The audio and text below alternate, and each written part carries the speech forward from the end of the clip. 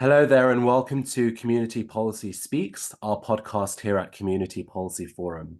So, Community Policy Forum is an independent think tank specializing in the structural inequalities facing Muslim communities in the UK. Our work centers around promoting evidence-based and community-centered approaches to policymaking that are inclusive of both lived experiences and robust academic analysis. Much of our work entails analysis and advocacy concerning the UK's policy and legislative landscape, while providing a platform for engagement between policymakers, communities, and academics. And here on our podcast, we delve into the issues that matter most to Muslim communities, from education and social justice to culture and politics. We bring you thought-provoking discussions with insightful guests, experts, and changemakers who are passionate about making a difference. And there's little doubt that for those of us here in the UK, in the US, and around the world, the biggest news in the last week has been the re-election of Donald Trump as president of the US. And Trump was elected for a second term, defeating the Democratic nominee and current Vice President Kamala Harris.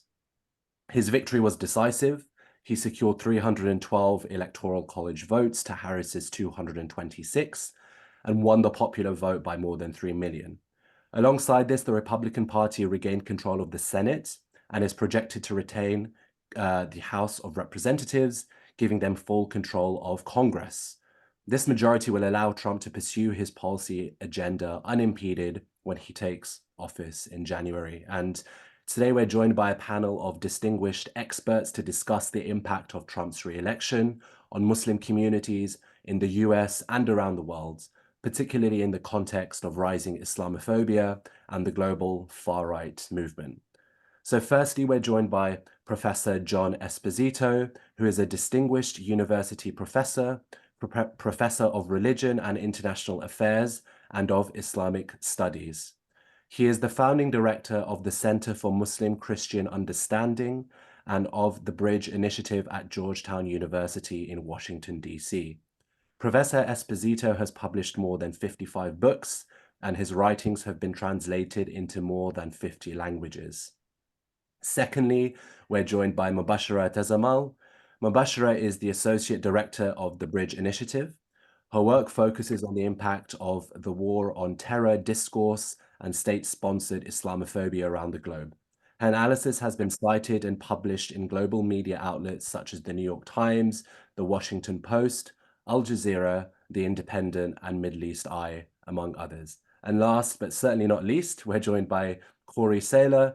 Corey is the Research and Advocacy Director at the Council on American-Islamic Relations, CAIR, the nation's largest Muslim civil rights and advocacy organization. He is an expert on political communications, media relations, and anti-Islam prejudice in the US with over 2 decades of experience. Corey has appeared on media outlets including Fox News, CNN, the BBC, and Al Jazeera.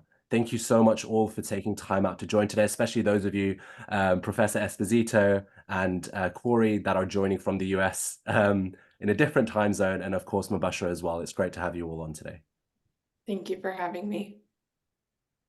Thank you all, and I hope that today we can have an extremely productive and insightful conversation. So, just before we kick off and delve more into some of the issues that I outlined in the introduction, I just wanted to ask each of you in turn what your general reaction is, firstly on election night in the US and since then. I mean, I remember being up until the early hours and it was kind of 5, 6 a.m. and I think they projected Pennsylvania for Trump at that point, and we kind of all knew that the writing was on the wall and that he would be winning a second term.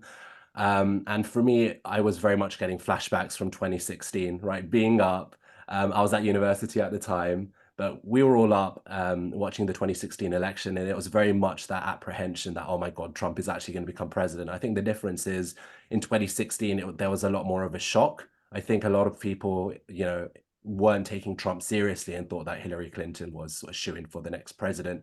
This time, I think we knew that, Trump was serious, that he, was determined, to overcome the odds and to win a second term as president after losing the last election. But very much those kinds of overarching sentiments of fear and of concern were there. So I wanted to ask each of you, starting with yourself, Professor Esposito, what is your reaction to the result of the election? Well, I was profoundly depressed, but I couldn't think of a country for me to escape to the way I could during the Vietnam War. I think that, for many of us, we saw Kamala and many, right up until the end, many experts were saying that this was going to be a very, very, very close race. And the extent to which, it was blown out of the water, it is grave concern as you think of the personality of Trump, its deterioration, and if you are following the kind of appointments that he's making, he's fulfilling very much what the Heritage Foundation 2025 report said, and that is filling people with the primary concern being loyalty. And so for many of them, you see loyalty, but not really great expertise. Mm. And we're seeing that, I think, as his kind of, administration officials, the announcements are coming in. He's very much appointing those that are loyal to him and to his worldview. Corey, coming on to yourself, what are your thoughts? Uh, I hate to sound like the cynic, but I was kind of like, eh. Uh, I have a good friend who, after Trump won in 2016, went around in Minnesota. He was visiting different mosques, just checking in with communities. And he said he went to a primarily immigrant mosque and there was panic. And that made sense, right? With the Muslim ban being the central theme of Trump's campaign the first time. Then he went to an African American mosque and he said they were sitting around listening to light jazz because to them it was like, the racists are back. This is no different for us. So my response kind of comes from that. The racists are back. It's, we've ridden this train before. And as we can talk about, it's, as a Muslim, we've been going through the worst wave of Islamophobia in American history for the last several months. So, no real change in terms of that. I would say as an American, John summed it up very well. I think we need to be concerned about our ability to preserve our republic when people whose primary purpose is loyalty are being appointed to positions like head of the CIA. And then what we're also seeing in those appointments is things like Tom Homan, who will be the border czar. He has very tight ties to the United West, a very well-known Islamophobic group in the country. So we're seeing Islamophobes going once again from sort of the fringes to right back into direct connections to government. Thank you, Corey. And I think that will lead on very well to like the rest of the conversation around Islamophobia and sort of far-right voices within the upper echelons of US politics, which honestly we've also been seeing in the UK over the last few years. Mobashra, yourself, were you up all night until the early hours, keeping up with the election? No, I do not have the mental strength to deal with that. I watched in 2016, like you mentioned, I was in the US and I watched for like the first hour after the polls closed and I knew Trump would win. I actually predicted after watching the first debate with Hillary Clinton that he would win. And with this election, I also had a very strong feeling that he would win.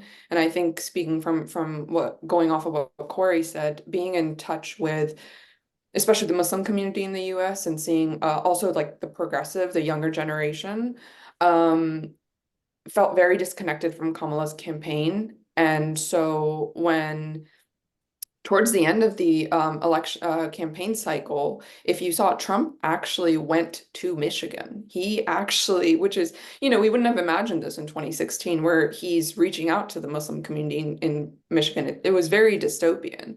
But that was very different from Kamala's campaign, where it was completely shunning, completely ignoring the Muslim and Arab voters. So I think in one way, I was prepared and expected for this, but like Dr. Esposito said, it is very there's a lot of anxiety, there's a lot of tension, there's a lot of, what's going to happen next. And as we saw in 2016 when he got elected, kind of snowballed into just chaos, and not just chaos in the US, but chaos globally. So I think that's what's something we're all anxiously seeing what's going to happen. And given who he's appointing every day, we're kind of preparing for another surge of Islamophobia, another surge of, the far right being emboldened, not just in the US, but globally. Thank you so much, Mobashra. So kind of moving forward with the discussion, and obviously the theme here has been Islamophobia. And before we kind of speak a little bit more about the specific impacts of, Trump's Islamophobia, both from 2016 and now, I wanted to ask yourself, Professor Esposito, maybe for those, listening from the UK, that maybe have an understanding of the way that Islamophobia functions here. Could you tell us a little bit more about how Islamophobia manifests in the American-US context? Well, in the American-U.S. Context, in terms of this particular program, Islamophobia has played a significant role going back before even the first Trump term, in terms of if you looked at candidates, back 10, 20 years ago, who said, Sharia is coming, who saw Muslims, however many generations they were here, as somehow immigrants who saw Islam as a particularly dangerous religion. If you look more recently from when Trump came in and then into the Biden situation, what you see is an Islamophobia that certainly, in terms of what's going on today in the Middle East, you see an uncritical support for Israel by the U.S. government, by the president, both former Trump administration and currently when Trump comes in again, and the Biden administration, and many members of Congress. And they're not only simply Republicans, and there are many of them, but a fair number of Democrats. And it's seen also and most clearly recently in attitudes and behaviors towards Islam and Muslims, and the uncritical support with regard to military and financial support for the Netanyahu government and for Israeli policies by the U.S. and by many European countries who too often, are in a situation where the situation gets compounded by either mainstream media's ignoring some of the nuance of the story or exaggerating. And so you reach a stage at which we've got genocide, and it's taken a long time for that word to be used by the very governments that have had, in effect, signals and evidence from the ICJ, the International Court of Justice, and the UN, and from major human rights organizations. So I think there's an issue there. And the final point is media. The bias of mainstream print media. The coverage of Israel completely outweighs the dealing with Palestine, and it's of a different flavor. Despite the kind of excessive bombing and slaughter that's taken place, media tended to be quiet. Some of the media, like the New York Times, initially in the early stages, there was actually a memo that came down to members there to say, kind of, stay away from the word Palestine and Palestinians. And so you can have a situation where the killing of October 7th, okay, which is inexcusable, somehow gets to be the focus, and is somehow, it overshadows the slaughter of 42,000 Palestinians in Gaza, and the vast number of whom are women and children. So it's a very troublesome time as you then think of the lead-in of Trump coming back, and a Trump administration, which, if you go to the Bridge website, we had lots of materials during his first administration on the numbers of people in his cabinet who had a track record of Islamophobia, being close to Islamophobia groups. I think all of this is something that, really we have to be really set for what is going to be a very difficult time. Thank you, Professor Esposito. Corey, I just wanted to ask you, and sort of leans off what Professor Esposito was saying towards the end of his answer. How has Trump sort of specifically, so as, during his time as president, and then since then, as very much as a voice, and then more recently as a Republican candidate for presidency, how has he contributed to the mainstreaming of far-right and Islamophobic ideas, both in the US and in the global context? I think you need one bit of context first, and it comes from the pattern that Professor Esposito was just laying out. Islamophobia is essentially baked into American society at this point in time. And really, since the 2000s, there's been a movement growing in the United States. It first manifested itself really as the Tea Party, which you don't hear about anymore because it evolved into MAGA and was taken over by a charismatic leader, Donald Trump. So he's a manifestation of the movement. And I think that movement is going to continue on into the future, regardless of who its leader happens to be. Now, if he's the manifestation of a movement, he's also its validator. So that's the point about how does he contribute to it. If he can get up and say things like, I think Islam hates us, which is one of his more famous phrases, but then also talk about things that completely abandon our notion of civil rights in this country, such as during his first term suggesting that they would shut down mosques that they viewed as extremist, such as suggesting that Muslims have special forms of IDs. He makes it okay for people to say other horrible things. And you just see that on all fronts, right? One of the things that Donald Trump unleashes in our society is he allows some of the ugliest parts of our society to become normalized. And academics will call it the great replacement theory, this notion that minorities are going to replace the white majority in this country. But it's a conspiracy theory, and it's one that you find throughout his statements, and it's one that you find throughout his supporters' statements. So I think, one, it's a movement. It's not just him. He just validates all of it. I also think that movement now, again, has the reins of government, which makes it much harder to resist. What do you do when the head of the Department of Homeland Security, made famous for shooting a puppy, is the person who is now in charge of dealing with human beings, right? If that's how they, how are they going to approach dealing with us?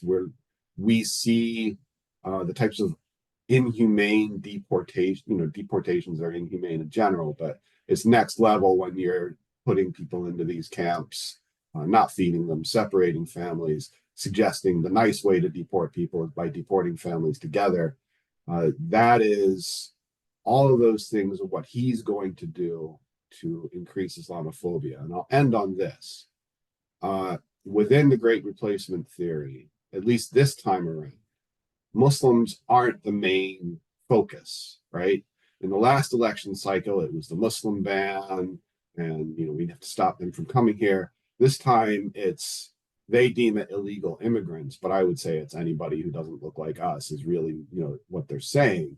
And Muslims are a subplot of that. So they will break out the Muslims every so often. The terrorists are sneaking across the border and we're catching them. Well, if you're catching people, like that's what the system's supposed to do.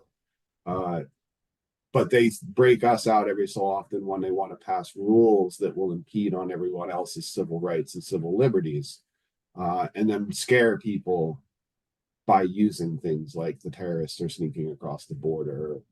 They're coming here and having babies who have birthright citizenship so that they can come back in 18 years and do horrible things. I mean, we're back on the crazy train, no doubt. Thank you, Corey. Mobashra, did you have anything to weigh in based on what Professor Esposito and Corey have just said? Both Professor Esposito and Corey both touched on this. Islamophobia in the US didn't begin with Trump. He didn't come out of nowhere. And I think that's important to establish is that Islamophobia existed pre 9/11, but not post 9/11, and really manifested in a different form. What we had is like structural and institutional Islamophobia, where we had laws and policies passed. We had the Patriot Act. It was under the Bush administration that we had a Muslim registry, and CAIRs, which is what the first Trump administration is what they wanted to bring back. These laws and policies were in place before. I think Trump, his rhetoric is very brazen and very open about what he intends to do with them. Going back to the first decade post 9/11, the Tea Party movement, I think a lot of people forget about it and forget about the influence that it had in organizing a certain sector of American population, particularly right-wing Christian nationalists. And it was around that time where fringe voices in what we refer to as the Islamophobia industry, like Pamela Geller and Robert Spencer, they really became popular around that time. Their blogs became popular. and they organized, it was the protests in New York against the quote unquote Ground Zero Mosque, and they were being brought into mainstream media networks. They were being brought onto Fox. I think some of these voices were brought onto CNN. So the media in the US also played a role in mainstreaming these individuals. And then so when we had Obama elected, I think it kind of the right wing was felt like it needed to organize against the Obama administration. And so what that manifested into was the election of Trump as a backlash to the Obama administration of 8 years. Not to say that there wasn't Islamophobia under Obama. There was. You know, we don't talk about foreign policy. We don't talk about drone attacks, which drastically increased under Obama. But with the Trump administration and Islamophobia, I think, like Corey said, Muslims weren't the center of his campaign like they were in 2016, but they will be targeted, they will be scapegoated, they will be brought back into that sort of rhetoric. And I think how that's connected globally is that Trump emboldened the far right globally after 2016. We saw a drastic rightward shift across the globe following his election, and I think we'll probably see that again. And it also, Corey mentioned the great replacement theory. That became also very popular in Europe. You know, we heard the right wing in France, we heard in Hungary, all of them promoting this conspiracy theory that, you know, Muslims are being brought in to replace the white population. So I think Islamophobia under the Trump administration will be present, will still be there, especially with the appointees that he's currently bringing on. But it won't be as the central player, I think. I think it'll be part of a larger agenda. I'd like to make one quick go ahead. point that I forgot, and that is, and it's going to be critical. It's going to continue today. What we saw in let's say in the last year with reactions and demonstrations about what was happening in Palestine was a very quick connection in saying if you were critical of Israel's policies, you were anti-Semitic. Okay, you don't see any equivalent language that has the traction when you talk about what's happening to Muslims and Palestinians. The media does not use the word either Islamophobia or say that what's going on is anti-Muslim and anti-Palestinian bias. So you see that idea where it privileges anything that the Netanyahu government does and puts it under the umbrella of anti-Semitism. And you see it most specifically when Netanyahu borrowed the very words that come from the far-right Jewish groups and referred to Palestinians as Amalek, quoting from the Hebrew Bible or the Old Testament, if you will, saying that you can kill them because they're really half man, half animal. And he literally used those kinds of phrases and got away with it. You don't have the sensitivity at all when reporting on the kind of language which is, you know, Islamophobic, anti-Muslim, anti-Palestinian. Thank you, Professor Esposito. And I mean, very much we've seen, you know, a similar wave of pro-Palestinian solidarity in the UK that's also been, you know, delegitimized previously by the Conservative government and now by the Labour government as well, you know, criticizing a lot of those that are taking part that are Muslim, but, you know, there is a broader base of society as anti-Semitic, as extremist. Right, there have been attempts here to essentially shut down the Palestine Solidarity Campaign, which is the main pro-Palestinian civil society group in the UK, and other Muslim organizations that are, you know, at the forefront of protest activity, of boycotts, and of other campaigns, you know, supporting the Palestinian people. And it is very much shocking, and we, as you know, also see it as a symptom and a symbol of Islamophobia, of anti-Palestinian and anti-Arab racism. Coming back to yourself, Corey, you mentioned a lot of the policies that, you know, the Trump campaign ran on in 2016, a lot of his rhetoric, I guess tangibly speaking, between 2016 and 2020. How did his first term as president impact Muslim communities? And I guess the second part to the question is, what effects do you envisage his second term having specifically on Muslim communities in the US? Sure, and I'll extend my answer out a little bit because it's very important to talk about the Biden administration to contrast, and help people understand what we're thinking. The major impact that from his policies was the Muslim ban, and that was this idea that we should stop Muslims from coming to this country, and then his executive order specifically targeted several primarily Muslim countries, and then they sewed in a few non-Muslim countries to it's not a Muslim ban, see, because we've got these other guys on there. It also, it significantly also impacted just any community of color in the United States, because we saw incidents of hate crimes go up, targeting the Muslim community and others across the board. But I want to just take a second and pause before I go into what we see in the future and remind everyone things are not rosy under Democrats either. Your UK listeners will be familiar with Prevent and Preventing Violent Extremism. You all very kindly sent those policies over to us, and the Obama administration was the one who started the Countering Violent Extremism programs here in the United States, and those very specifically targeted Muslims. I alluded to earlier, but I want to give your listeners a bit of a sense of the scale of things. Since October 2023, we've been undergoing one of the largest waves of Islamophobia our organization has ever documented. And in the first 6 months of this year, 4,951 complaints of bias were called in to CAIR, which is a 69% increase over 2023. So when we say it's a wave of Islamophobia, it's massive, and Joe Biden could have done a lot of things to stop that, primarily stop the genocide, because the genocide is what's driving it. And if you want to see soullessness in action, watch any State Department briefing right now, because that's the tip of the spear when it comes to talking about the genocide. And every day there are new ways to say, oh, nothing's happening, it's fine. We've asked Israel to investigate that, and we're going to keep sending weapons. So let's not lose sight that it's also worth one last point. Sorry.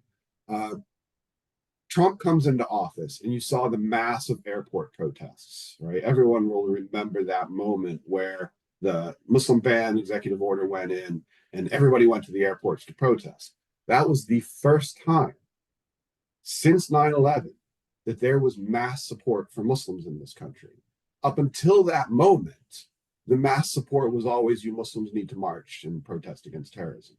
And we were like, the terrorists are killing us in greater numbers than they are any other faith. Like, shouldn't you see right there?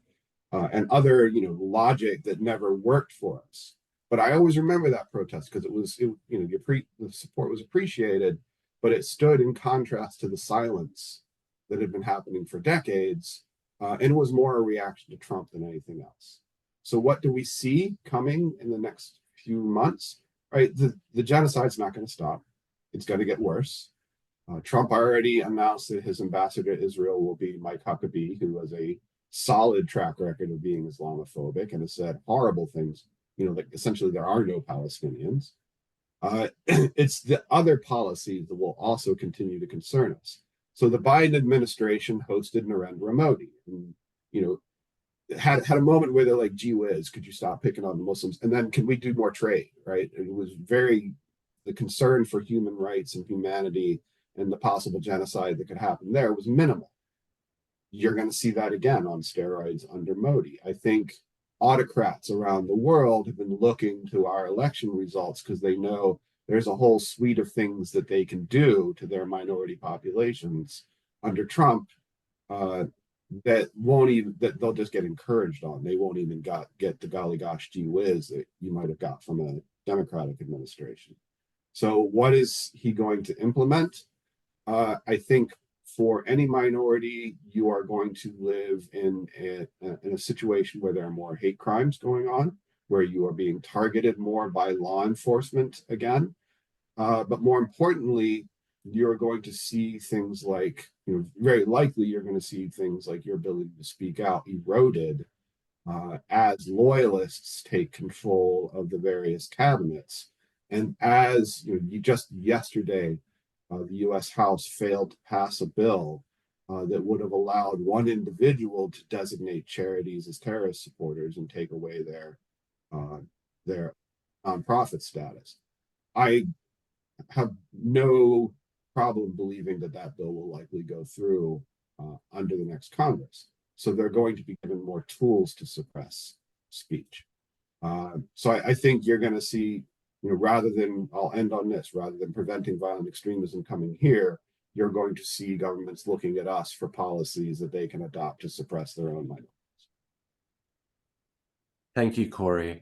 Professor Esposito, I just wanted to come to yourself, and now we want to kind of bring the discussion into more of a UK/European/global context. And I wanted to ask you, in what ways do you see Islamophobia in the US, sort of the way that it functions, whether it's through, politics, through media, through any other facet of public life? How do you see Islamophobia in the US intersecting with the kinds of Islamophobia that we see here in the UK and in other parts of the world? I think with Trump, there'll be even more intersecting in terms of what he says. With Biden, it was intersecting, but it wasn't that Biden was aggressive out there in using Islamophobic language and attitudes. Sahar Aziz and I published a book that Moby contributed to called The Globalization of Islamophobia. And what you see is, for me, it was a bit shocking, the degree to which things never seem to get better, they get worse. I mean, if you think about the fact that a good deal of the way in which Islamophobia developed after 9/11, well, my God, we're 20 years out, and things are, couldn't be getting more worse. You look at countries like the UK, Germany, France, Austria, in terms of their records, Hungary, Poland, Italy, Sweden, and Northern Europe, and some of these areas, as in one conference I had, a woman got up and said, the good news is we don't have many Muslims in Poland. The bad news is we have Islamophobia. And you could say the same thing about Sweden, Denmark, and Norway. A country like Sweden, which really doesn't have that many Muslims, they have burning of the Quran. And it's happening, dovetailing with the growth of the far right. And so that makes for a very, from my point of view, explosive situation that then it's reflected in the movements that are coming down the pike, in the political debates, the elections, the use of a language, which I think more and more, they may not use these words, some of the European countries, but they'll be dealing with the reality. And that is this notion of illiberal democracy. And if it's illiberal democracy, then it allows for a Trump, just as it has, for others that Trump admires, to in effect say it's going to be illiberal democracy. At the end of the day, people are really going to be flourishing, but it's going to be illiberal. We're not going to be operating according to the usual rules and laws. And of course, we see that, as we referred to just earlier, that in fact, the appointments that are coming down the pike are based on loyalty, not necessarily on competence. The person that they think will nominate, for example, to be the Secretary of Defense is somebody who fought more than a decade ago in a war, has written about and defended some of the cases where military were found guilty of overreacting, in terms of injuring and killing people. And he's a Fox News person. What competence to actually deal with the military? In that kind of situation, we're in for, I think, a very rough ride.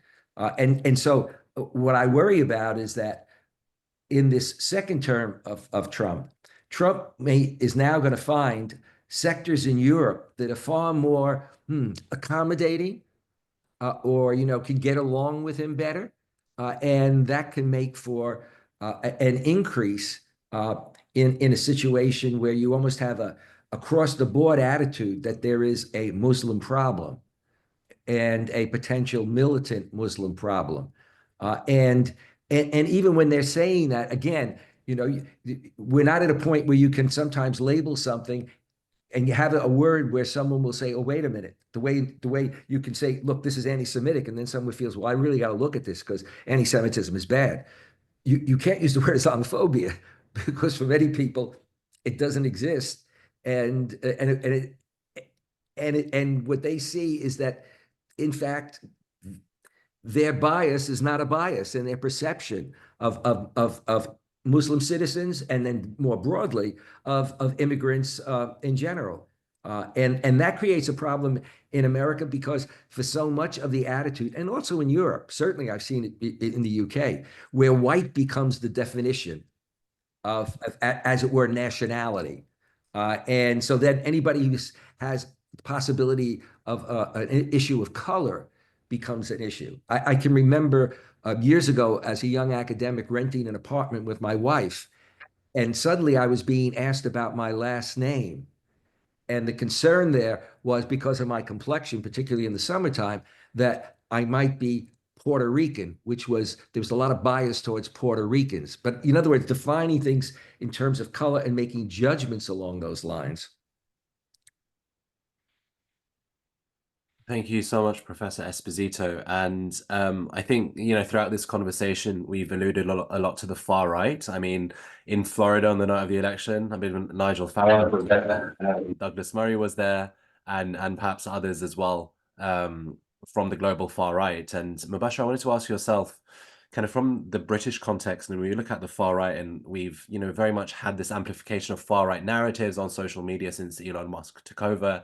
And obviously, there's sort of the most violent manifestations of that we're seeing on the streets of Britain in last summer, where there was the burning, attempted, arson attacks and burning down of mosques, attempted attacks on hotels housing asylum seekers, wanton attacks on Muslim bystanders as well. What do you think Trump's re-election means for the British far right, and could it embolden them? Yeah, I mean, you touched on it of, Nigel Farage and Douglas Murray and Elon Musk. I know Elon Musk is American, but he obviously is the head of Twitter, X, whatever you want to call it, which is a global platform. But I think when it comes to the far right and Trump, I think Trump emboldens the far right everywhere. So obviously it's going to embolden them in Britain. After he won in 2016, we saw a noticeable massive rightward shift in global politics. And the year he got elected was also the year of the Brexit campaign, where ethno-nationalist populism took the world stage. And the Brexit campaign, those who were campaigning for it, like Nigel Farage and the Leave.eu campaign, took inspiration from Trump's 2016 presidential campaign. They took inspiration from the xenophobic, Islamophobic language that he was using.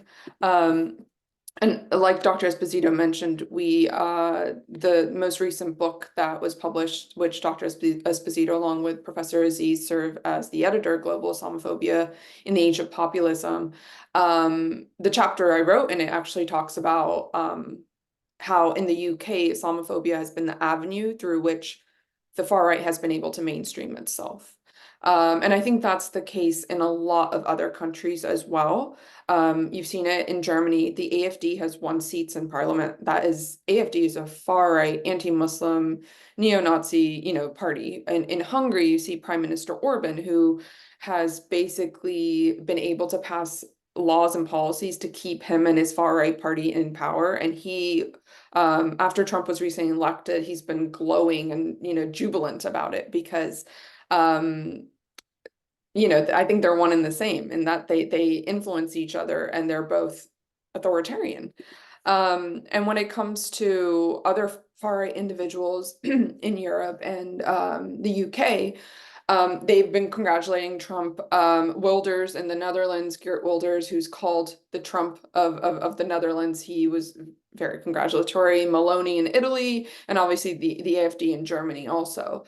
In Trump's first presidential administration, he actually amplified far right voices in the UK. If you saw on his Twitter, he retweeted Britain First. He retweeted Katie Hopkins. He retweeted these very, very hostile, extreme voices. And that emboldens them. That gives them a platform that is, you know, seen by millions and millions of users. And as a lot of organizations have tracked, Islamophobia on social media is horrendous. It's really, really heightened right now. And that influenced what happened in Southport, like you mentioned. It was a lot of misinformation and disinformation. It was calculated that was being spread on Twitter, through WhatsApp messages, claiming that the individual who the perpetrator who stabbed I think it was three very young girls and killed them was Muslim, and police revealed, you know, he wasn't Muslim. But regardless, that shouldn't be used as justification to then go out and target the entire British Muslim community. And that's what we saw. And it wasn't just on the ground. We saw far-right networks like GB News, and you saw it on social media with certain pundits and commentators who amplified very dehumanizing language, who justified it in a way, well, you know, they should expect this. And that is this type of stuff I think we'll probably see more of under Trump, given he carries the same language. Along with that, like you said, Farage was at Trump's 2017 inauguration. And I think in the UK, things are a bit tense given the recent elections, given Labour has come into power.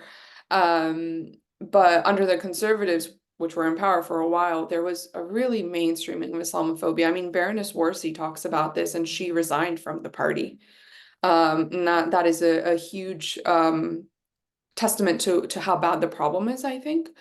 And when you talk about Elon Musk, you know, he's very close to Trump. He was at the campaign headquarters. I think he's been appointed along with Vivek Ramaswamy as the director of government efficacy. It's going to be a new department.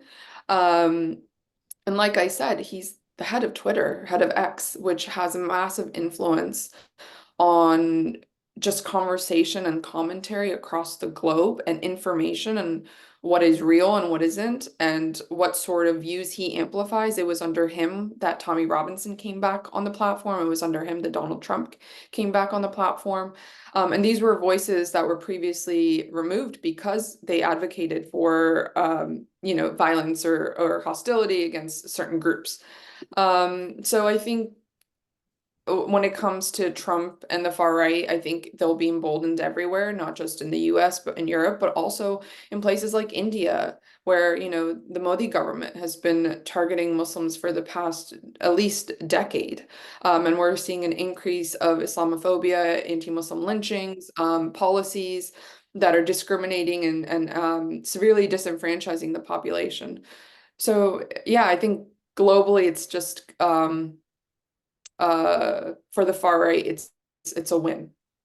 And there's an incident that I've seen, and it's been claimed, and it was reaffirmed that one of the first things Trump is going to do is to pardon all of those who were found guilty in the January 6th uprising. I mean, to pardon all of them, to have that ability to go into the penal system.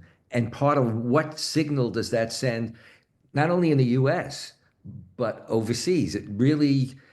Trump likes to see himself as the big man.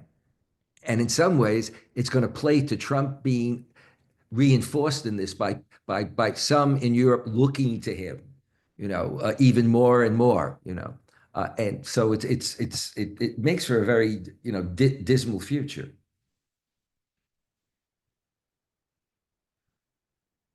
Yeah, no, I mean, for sure. And it probably is kind of quite self-explanatory at this point. But Mobashra, I just wanted to come back to yourself and ask, well, I mean, as British Muslims, should we be concerned about Trump's re-election? Is that panic that we all felt kind of, you know, on last Tuesday night, Wednesday morning, is that real? Is that justified? I think it absolutely is justified, given that we live in a globalized world where things that happen in one part of the world impact people in other parts of the world. Like Corey and Professor Esposito have mentioned, with the genocide going on in Gaza, Muslims abroad have been targeted, Palestinians abroad have been targeted, Arabs abroad have been targeted, and there's been rising Islamophobia across the globe. So when it comes to Trump's election, it does impact British Muslims. You know, American politics impacts politics around the globe, unfortunately, given that it is the superpower. And I think it's British Muslims, it's good to be aware of what is happening. It's good to be, you know, we've done this before in 2016. Like Corey said, we went through this, and it's important to just be aware of what happened in 2016 and how we organized. At least I'm speaking from the American context, if there was mass organization amongst marginalized communities, amongst, you know, community organizations on the ground, there was mass mobilization and solidarity. And I think that is something that should be looked to as a strategy again, in terms of facing what's to come. I also think the reason to be of concern is that a lot of voices in Britain, among the right, the far right, you know, are very cozy with Trump. You know, they're very supportive. They applaud him. Like I mentioned, Douglas Murray. You know, think tanks like Policy Exchange, which influence, you know, government policy. Farage, who's always somehow always present and very vocal. And these voices have large audience amongst the British public. And like we talked about Southport and the riots that happened, I think we're in a fragile state in Britain in terms of community relations and in terms of just safety and security. So I think just being vigilant and being aware of what the current context and environment is important. And I think in terms of British politics, we've seen a shift where there's been an importation of Trump-esque like style and tactics, and we saw that with the Conservative Party when they were in power. I mean, it took them years to even do an inquiry into Islamophobia within its ranks, and as we know, there was cases of Islamophobia from, you know, voters to party members to MPs to Prime Minister Boris Johnson himself. And it took them years to carry out an inquiry, and that inquiry fell short, I think, of really tackling the issue by calling it out as an institutional problem. And that's something, again, Baroness Warsi has talked about numerous times. But along with politics, I think the media class in Britain as well, Islamophobia is acceptable, it's rewarded, it is applauded, it garners views, it garners support amongst the public. So I think that is the very scary part, where it's become so normalized that's not seen as a bad thing. And as a Muslim living in Britain, that's very unsettling that my rights and my life are not protected in the sense that other people's are. And that's something, again, to just be aware of. In terms of, again, should British Muslims be concerned? I mean, Tel Mama recorded nearly 5,000 incidents of anti-Muslim hate between October 7th of last year to September 30th of this year. And that's the highest total in the past 14 years. And like I said, again, what happens in other places impacts Muslims in other parts of the world. So that just shows you the state of Islamophobia in the country. And I think Labour has not done enough to address it, to acknowledge it, to listen to the concerns of the British Muslim community. And I think moving forward, it's important to see that the government does acknowledge it as a serious issue and puts in the effort to tackle it, to show that the British Muslim population, you know, that is a real issue that we are concerned with. I mean, definitely. And November is Islamophobia Awareness Month here in the UK. So at the time of recording, and I believe next week there is an Islamophobia Awareness Month event in Parliament, which is the first for a number of years.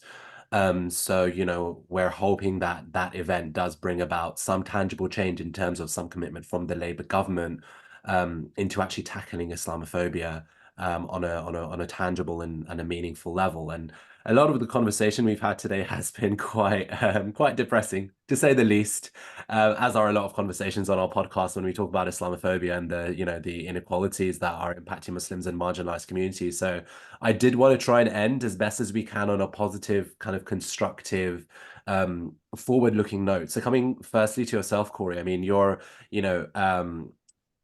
at the top of one of well, certainly the biggest Muslim civil society grassroots organization in the US. What is your advocacy work shaping up to be, in the coming weeks and months, and kind of, what progress do you envisage your work having against, this new presidency and this sort of rising tide of Islamophobia in the far right? Can we be hopeful?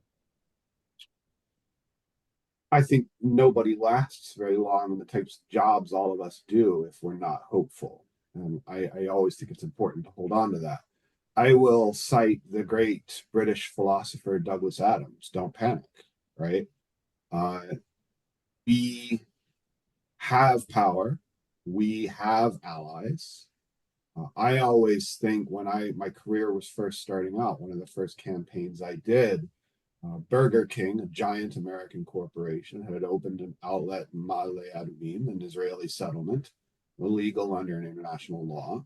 We called up Burger King. I was in a two-person organization at the time, and said, that's concerning. And the guy essentially hung up on us.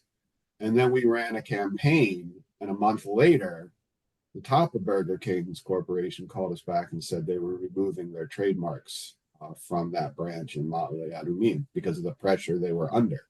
So that's a two-person organization. At the time, we were working over a pizza shop. Now, the Muslim community today is not the Muslim community that got targeted after 9/11. It is bigger, it is stronger, it has more allies. I have seen us win wins. I don't think we should be anything but sober and serious about what faces us. But a friend of mine, and I'll close on this, a friend of mine was talking about Prophet Musa, who was sent to Pharaoh again and again and again, in a state of hopelessness to pass the message. And yet he did it again and again and again. We will do what Muslims are supposed to do. We will call out the good, we will call out the bad, and we will keep reminding people again and again and again that values matter until they listen to us. And this too shall pass. It may feel like a kidney stone going through, but it will eventually pass. Thank you, Corey. I wanted to ask yourself, Professor Esposito, what kind of cause can we have for hope as Muslims, whether we're in the UK or yourselves, and sort of communities as a whole, and civil society organizations, academics in the US? Do you have any message to kind of pass on to them? I was hoping that Moby would go before me and then I could find a reason to be very positive. When 9/11 took place, the head of our academic oversight committee, he said, this is terrible. What you've done with this center is great, but you're going to be back 20 years. And I thought, well, he's an older guy, 10 years max. Okay, where are we now? And I think that we better be we're going to be in for an even rougher ride because now you've got this almost coming together of if you will, a vibrant, almost full-blown Islamophobia in an American administration that we're going to see, but also in a number of European administrations. So where I'm positive is that I think that both Muslim and non-Muslim communities of people, and I've seen this, for example, in dealing with the situation in Gaza. The number of my colleagues who are not Muslim and are on the line. I'm positive in that there are more people because of the work that went before and what's out there have a sense of past history, and more people who are equipped or will be equipped to move forward. Who just those that couldn't imagine that Kamala, and what she represented as for a new, a new future. I think that's there, but I think we have to be really realistic. The fact that Warsi's book says Muslims don't matter. Okay, and in many of these countries, that's exactly, and now we've got more sectors. We've got both government and non-government saying those kinds of things. It really makes our work, very, very important. It can be a little depressing, but it gives meaning to one's life. Certainly. Mobashra, I'd like to give you the final word on this. Yeah, I think, like I mentioned earlier, following Trump's first election, we did see mass mobilization in terms of communities on the ground, organizations, civil rights organizations, legal, lawyers became like these amazing heroes that were at the airports when the Muslim ban passed. And I think we have the tools, and now we have the experience of the first 4 years in terms of organizing, in terms of coming together, in terms of advocating, building solidarity networks. I think the important thing moving forward is building international networks in terms of, monitoring groups, Islamophobia monitoring groups, civil rights groups working together, because what we see the far right doing is that they are working together across the globe. So I think in terms of those of us who stand for human rights and civil rights for everyone, there needs to be more collaboration and international networking when it comes to that. But I also think that sometimes the most extreme and hostile voices, especially in the current climate we live in, get the most airtime. And I think on the ground, I do think, and maybe this is the optimist in me, I do think vast majority of people mean well, and I think they want to see other people do well. I think they want peace. I don't think they want a world where we constantly talk about hate and violence and whatnot. I think having those meaningful conversations among a one-to-one with people is very important as well.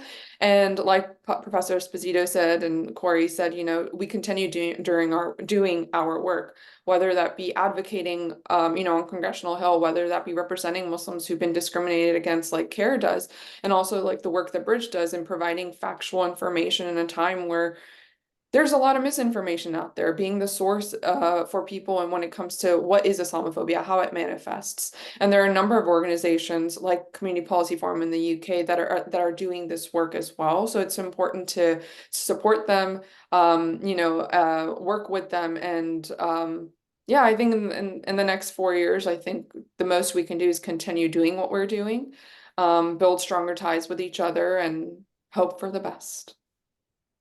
Thank you so much, Mobashra. I think that's a brilliantly positive note with which to end. And I mean, just the fact that, there are some of us on this call, we're all based in different parts of the world, different cities, and that we're able to come together to have this conversation and to discuss ways forward is a cause for optimism. So on that note, I wanted to thank each of you, Professor John Esposito, Corey Saylor, and Mobashra Tazamal, for taking time out of, I'm sure the last week has been absolutely crazy for you guys, and as also accounting for the time difference as well, for taking the time out of your schedules to have this conversation today has been extremely enlightening.